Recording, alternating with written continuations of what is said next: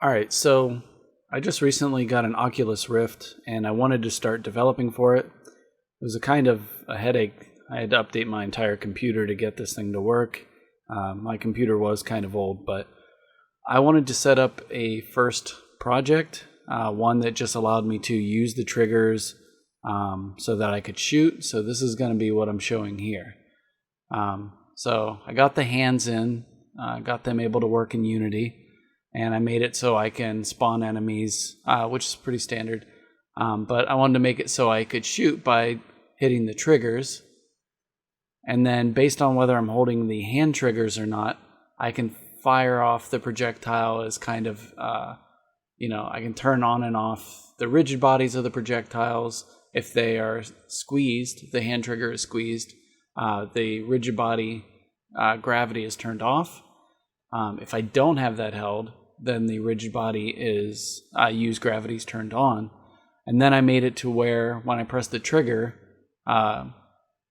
it'll determine whether or not I'm going to fire off one with gravity or without gravity.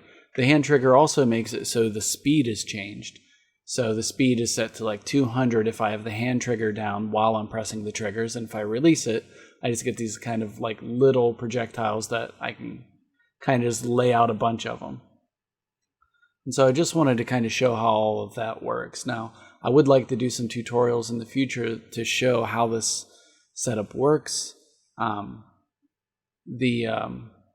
Many of the things that I'm doing in these, I kind of use for my class videos or my class instructions. So many of the enemies I downloaded from the asset store, and I've just set up their animations to work, and I've set up a very basic AI for them, so they just look towards the player and move towards them. And they have a simple, health. If they're hit so many times, they just disappear. All of the projectiles that I fire also disappear after like 5 seconds, so I just have them set up to destroy. But yeah, this is just a very basic Unity scene that I wanted to try out. I've never done anything like this. Here I'm just kind of showing off, how I can change up the shots. So it all is pretty easy to set up once you know the inputs and stuff like that. But the head worked really well. The hands work really nicely. I'm able to just kind of fire things off.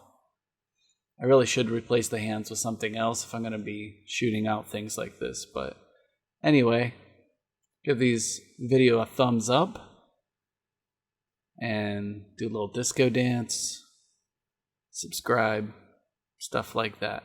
Thanks for watching.